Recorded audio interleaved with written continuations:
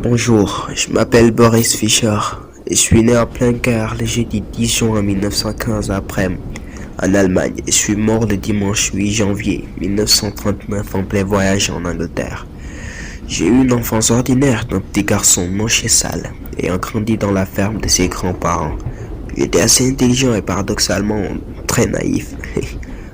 Malheureusement, c'est cette même naïveté qui me conduira à ma mort. Ah, ma mort.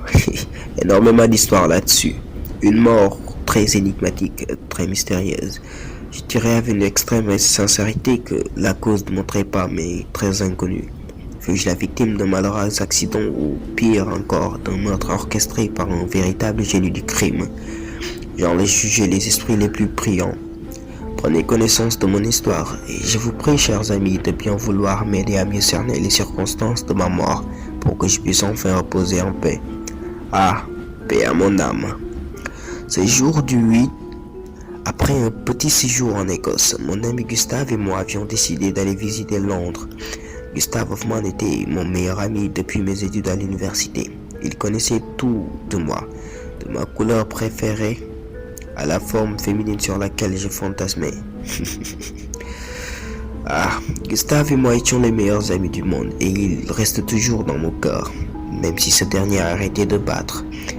Il était 9 heures à notre départ d'Édimbourg, à bord du train le Flying Scotsman, et le trajet devait durer 10 heures, je pense. Je ne vais pas trop m'attarder sur les détails du dit trajet.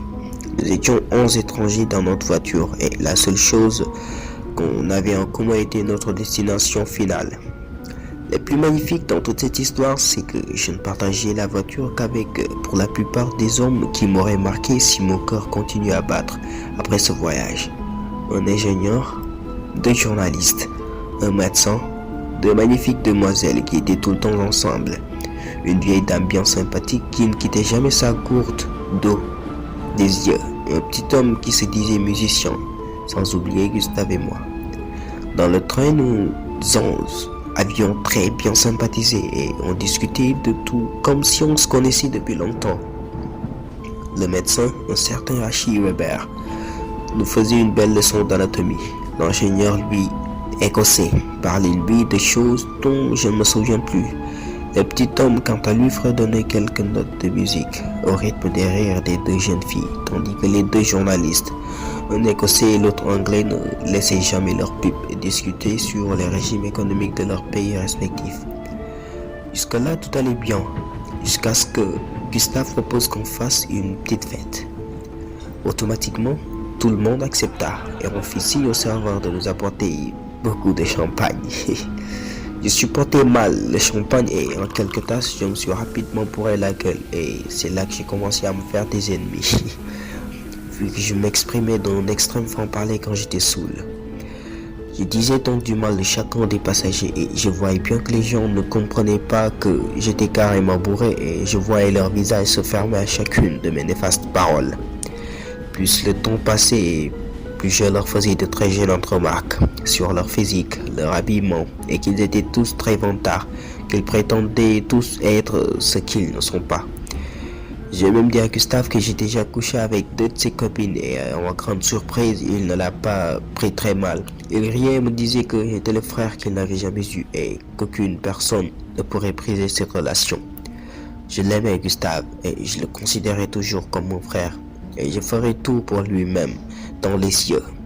Après cela, je lui ai proposé qu'on fasse un pacte de sang afin de lui prouver mon extrême dévouement comme dans le film qu'on avait vu la veille. Il a souri et a voulu m'en empêcher. J'ai donc insisté et sorti une lame très tranchante de ma sacoche. On a alors fait notre pacte en se disant que jusqu'à la mort, et même après la mort, on serait les meilleurs amis du monde. Malheureusement, j'étais très sensible à la douleur et quelques minutes plus tard, je suis allé voir le médecin. Bien qu'il me regardait d'un œil très menaçant vu que je l'avais blessé dans son ego. Il me donna quand même un calmant et en regagnant ma cabine pour aller dormir, je croisa la vieille dame qui me menaçait de mort tout en souriant. Et moi j'ai rigolé très fort. Je voyais bien qu'à part Gustave, personne ne m'aimait dans ce train. Les 2 journalistes, eux, n'arrêtaient pas de me fixer du regard et même que les deux belles filles. L'ingénieur, lui, n'était pas là, peut-être dans sa cabine, en train de pleurer. J'ai continué à lancer des injures sur le petit musicien, tout en me rendant accompagné de Gustave à ma cabine pour dormir. À mon réveil, tout est allé très vite. J'ai commencé à sentir de très fortes douleurs abdominales, des crampes, j'avais une nausée, de la diarrhée et je transpirais beaucoup, à m'en noyer même. Lorsque je suis sorti de la cabine pour aller voir le médecin, j'ai découvert que tous les passagers, sauf la vieille dame, souffraient des mêmes symptômes, le médecin y compris. Il pouvait à peine parler et il nous a expliqué qu'il s'agissait là des symptômes d'une intoxication à l'arsenic, provenant sûrement de l'eau.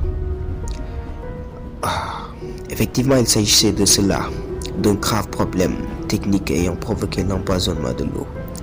1 heure après, les effets de l'arsenic commencèrent à disparaître et tous les passagers étaient guéris. Sauf moi, je ressentais toujours les symptômes et cela s'aggravait.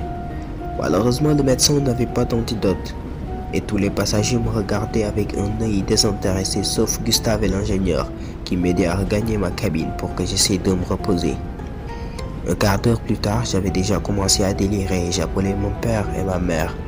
Je disais à haute voix que j'allais avoir 2 enfants et ils porteraient les noms de papa et de maman. Gustave serrait ma main et il n'arrêtait pas de pleurer. Et je riais très fort.